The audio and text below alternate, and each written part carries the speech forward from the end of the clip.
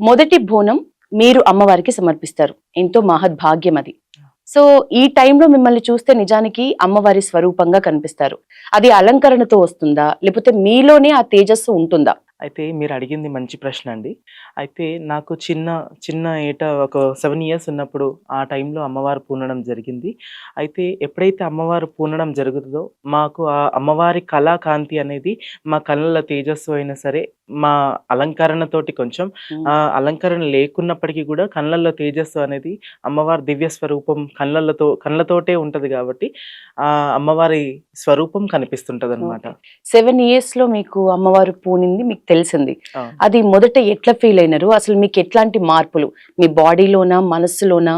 మైండ్‌లోనా? ఆ ఫ మార్పు ఎక్కడ స్టార్ట్ అయింది? ఫస్ట్ నేను స్కూల్ టైమ్స్‌లో ఇంకా నాకు కళ్ళు తిరిగి పడిపోవడము, హ్మ్. లేదంటే ఎవరైనా ఎంగిలి తాకిస్తే అంటే హ్మ్. అన్‌కాన్షియస్ అయిపోవడం అలాంటి హ్మ్. సంఘటనలు జరిగినాయన్నమాట. ఆ తర్వాత ఇంకా డాక్టర్ దగ్గరికి తీసుకెళ్లిర్రు. టెస్ట్‌లని జెప్పి అన్నీ నాకు ఆరోగ్యం గూడా కొంచెం పాడైపోయినట్టు అట్లా అయిపోయిందన్నమాట. హ్మ్. హాస్మా టైప్‌గా హ్మ్. దమ్మొచ్చినట్టు. అదే ఆ హాస్మా గాదది. హ్మ్. అమ్మవారే వస్తుంది గానీ వాళ్ళు గుర్తించలేకపోతున్నారు మా ఇంట్లో వాళ్ళు గిట్లా. హ్మ్. ఇక నన్ను హాస్పిటల్‌లో పెట్టి ఇంక అక్కడ ఇక్కడ తిప్పారనమాట. ఇక తిప్పితే గూడా వాళ్ళు స్కానింగ్‌లు తీషినా, ఎక్స్‌రేలు తీషినా గానీ ప్రతి దాంట్లో పాజిటివ్ రిజల్టే వచ్చింది. నెగెటివ్ ఏం రాలేదు. అయితే హ్మ్. ఏందిది ఆంతర్యం ఏంది? ఇట్లా అయితుందెందుకని జెప్పి మాకు తెలిసిన వాళ్ళు మా గురువులున్నారనమాట. వాళ్ళని సంప్రదించిర్రు మా డ్యాడీ వాళ్ళు గిట్లా. అయితే ఏం లేదు. ఆహ్, అమ్మ మీద ఆహ్, అమ్మవారు ఉన్నది. ఏం లేదు. మీరు ముడుపు కట్టండి బాగయిపోతారు అని జెప్పి చెప్పంగానే ముడుపు కట్టంగానే నెక్స్ట్ మినిట్‌కి మంచిగా అయిపోవడం జరిగిందనమాట. ఇగ హ్మ్. అలా ఇగ అమ్మవారిని పటాలు మేము యాదవ్స్. హ్మ్. మేము మాకు మా మా ఇలవేల్పు ఏందంటే కొమరవెల్లి మల్లికార్జున స్వామి, ఐలోని మల్లన్న మేము పట్నాలు హ్మ్. సదరపట్నం, అగ్నిగుండాలు అవన్నీ చేస్తుంటామనమాట. అదే విధంగా మేము ఇంగ పట్నాలేపిచ్చి, ఇంగ అమ్మవారి కళ్యాణం, స్వామి కళ్యాణం జేసుకొని, ఇంకా నన్ను ఇంకా ఒక్కొక్క వారం నాడు ఇంగ అమ్మవారు పలుకుకుంటా ఇంగ ఏందనేది చెప్పుకుంటూ ఇంగ అలా పండగ జేశారు. ఇప్పటికైతే అంతా సంతోషం. ఇంట్లో ఏం అంటే మొదట్లో ప్రాబ్లమ్ గాలేదా? ఇట్లా అంటే క్లారిటీ ఒచ్చాక. అమ్మవారే మిమ్మల్ని పూనిండ్రు. మీరు జోగినిగా మారబోతున్నారు అనేది వాళ్ళకెప్పుడు అర్థమైంది? ఏమని యాక్సెప్ట్ జేసినారా? ప్రాబ్లమ్ ఏం గాలే? ఫస్ట్ అయితే నాకు 7 ఇయర్స్ నుంచి ఒక 15, 16 ఇయర్స్ వరకు ఇంగ నేను శివశక్తి అంటే నేను నార్మల్ స్కూల్ లైఫ్‌ని లీడ్ జేషిన. 10థ్ దాకా లీడ్ జేషిన. అప్పుడే ఫస్ట్ రాంగానే గూడా సెకండ్ సారి పట్నం చెప్పేసింది అమ్మవారు. హ్మ్. కళ్యాణ బలమైతే ఇవ్వను. హ్మ్. నేను జోగినిగా ఉంటాను అని జెప్పి గూడా జోగినిగా మారిపోవాలే.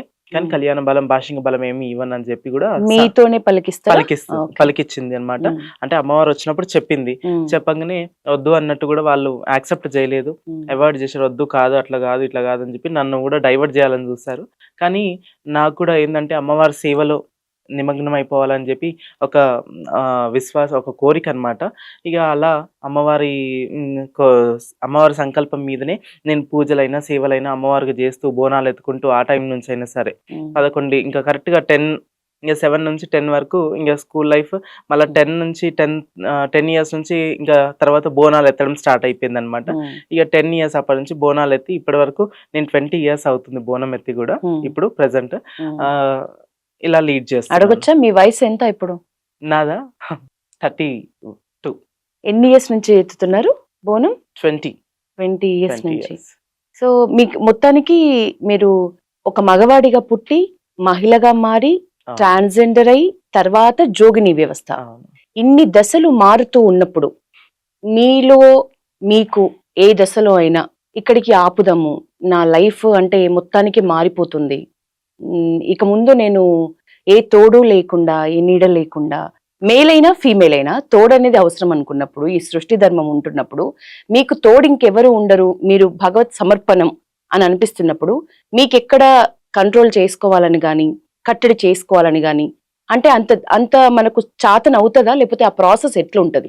అయితే నేను చిన్నతనంలోనే ఏందంటే నేనొక అమ్మాయి లెక్కుండాలి. ఓకే. నేనొక అమ్మవారి లెక్క కనిపియాలని ఒకటి దృఢ సంకల్పం, ఇష్టముండేది. ఇష్టము, ఒక సంకల్పంతోటి నేను ఇలా హ్మ్. ట్రాన్స్ వుమన్ లెక్క నేను చేంజ్ అవ్వడం జరిగింది.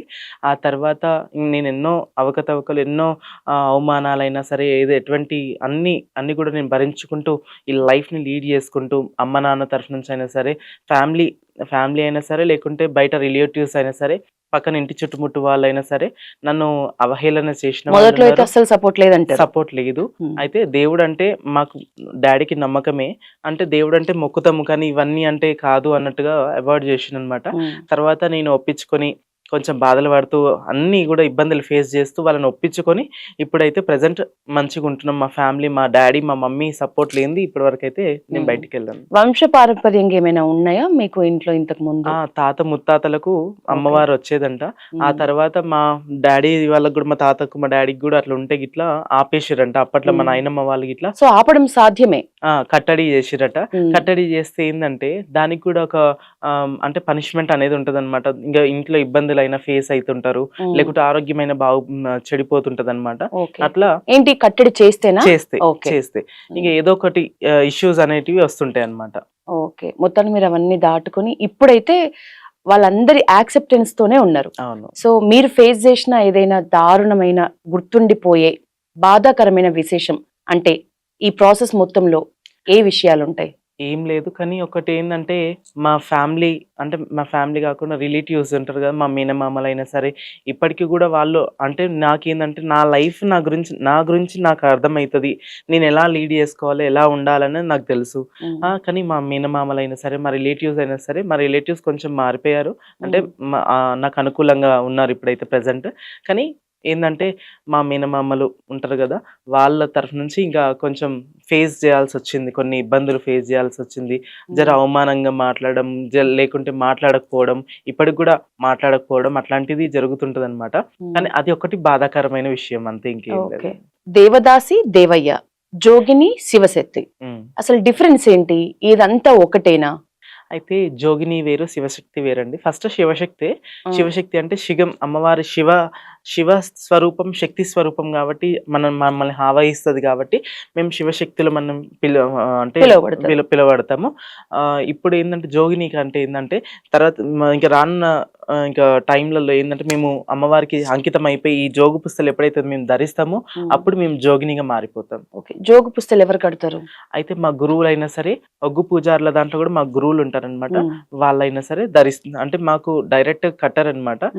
కత్తికి భాష్యంగా ఇప్పుడు బల్కంపేట ఎల్లమ్మ దగ్గర మీరు చూసుకున్నట్టయితే కత్తికి భాష్యంగా కట్టి అమ్మవారు దైవీజ్యమానంగా అమ్మవారు ఎలా అయితే అలంకారం చేసుకొని కళ్యాణం అక్కడైతే అవుతుందో అదే విధంగా మాకు కూడా కత్తికి భాష్యంగా కట్టి ఒగ్గు పూజారులైనా సరే, మా గురువులైనా సరే వాళ్ళు ఆ కత్తితోటి మాకు ధారణ చేయడం జరుగుతుంది.